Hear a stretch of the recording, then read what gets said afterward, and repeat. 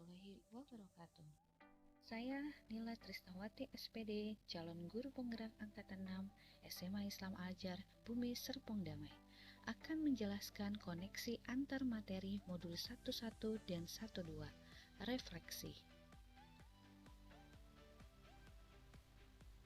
Di video kali ini saya akan menjelaskan refleksi dengan model 4P, yaitu peristiwa, perasaan, pembelajaran, dan penerapan ke depan atau rencana. Pada tahapan peristiwa, momen yang paling penting atau menantang atau mencerahkan bagi saya dalam proses pembelajaran modul 11 hingga modul 12 adalah momen penting yang saya rasakan yaitu bersyukur kepada Allah karena bisa mengikuti program guru penggerak.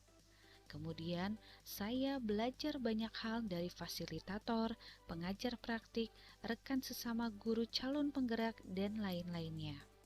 Pendidikan di Indonesia saat ini bisa didapatkan oleh siapa saja tanpa ada diskriminasi. Sangat berbeda saat zaman kolonial dulu. Kemudian, momen mencerahkan ketika saya mempelajari modul 11 dan modul 12 adalah pertama, pemikiran Ki Hajar Dewantara bahwa murid sejak lahir sudah memiliki kekuatan kodrat masing-masing meskipun masih samar-samar. Dan guru sebagai salah satu elemen penting dari pendidikan harus bisa menebalkan kekuatan kodrat itu sesuai dengan kodrat alam dan kodrat zaman. Yang kedua, pendidikan dan perubahan merupakan satu kesatuan yang tidak dapat dipisahkan. Oleh karena itu, pendidikan harus mengikuti perkembangan zaman sehingga tumbuh kembang kekuatan kodrat murid bisa dilakukan secara maksimal. Selanjutnya, momen menantang yang saya rasakan ketika saya mempelajari modul 11 dan modul 12 adalah bagaimana saya bisa selalu memotivasi diri saya sendiri untuk terus belajar dan mengimplementasikan hal-hal yang sudah saya pelajari dari modul 11 dan modul 12 pada kehidupan sehari-hari saya sebagai seorang guru di sekolah atau bahkan di lingkungan tempat saya berada. Kemudian, apa kaitan antara modul 11 dan 12 yang saya pahami? Seperti yang saya sampaikan sebelumnya, guru merupakan salah satu elemen penting dari pendidikan. Maka, nilai-nilai yang ada pada diri seorang guru harus terus dikembangkan karena dengan nilai-nilai tersebut membantu seorang guru untuk menciptakan proses pembelajaran yang bisa menumbuh kembangkan kekuatan kodrat yang ada pada diri murid.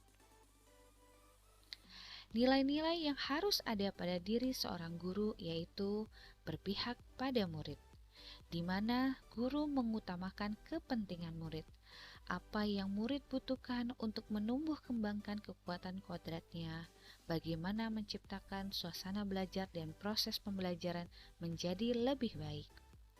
Mandiri, semangat guru untuk terus belajar sepanjang hayat, memperhatikan kualitas kinerja agar bisa membawa perubahan yang positif dalam pendidikan murid. Reflektif, senantiasa memaknai pengalaman yang terjadi di sekelilingnya agar bisa mengupayakan pembelajaran yang jauh lebih baik untuk murid. Kolaboratif, guru harus memperhatikan pentingnya ketergantungan yang positif terhadap seluruh pihak yang terkait dengan pendidikan, baik di sekolah maupun luar sekolah. Inovatif, senantiasa memunculkan gagasan segar dan tepat guna dalam proses pembelajaran.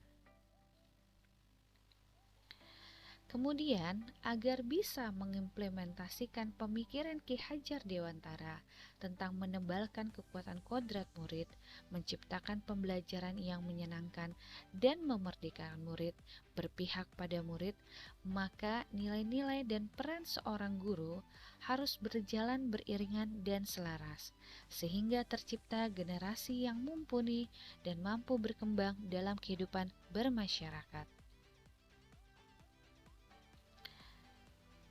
Perasaan. Saat momen-momen tadi terjadi, apa yang saya rasakan? Saat momen-momen itu terjadi, saya merasa bagaikan permen nano-nano yang ramai rasanya. Yaitu saya bersyukur kepada Tuhan, senang dan bahagia karena mendapat ilmu dan pengetahuan baru dari orang-orang baru yang belum pernah saya temui secara langsung. Namun terkadang juga ada rasa khawatir bagaimana mengimplementasikan hal-hal yang sudah saya pelajari di sekolah. Tapi saya jadikan rasa khawatir itu sebagai pelecut bahwa sebagai seorang guru penggerak, saya pasti bisa tergerak, bergerak, dan menggerakkan lingkungan yang ada di sekitar saya. Pembelajaran. Sebelum momen tersebut terjadi, saya berpikir, dan sekarang saya berpikir, jadi sebelumnya saya berpikir bahwa murid adalah kertas kosong putih yang bisa saya berikan coretan apapun dan dominan pembelajaran yang saya lakukan di kelas hanya agar target kurikulum tercapai. Namun sekarang saya sudah memahami bahwa murid bukan kertas kosong, tapi murid sudah memiliki kekuatan kodrat sejak lahir. Dan sebagai guru, saya harus bisa merencanakan proses pembelajaran yang bisa menebalkan kekuatan kodrat itu.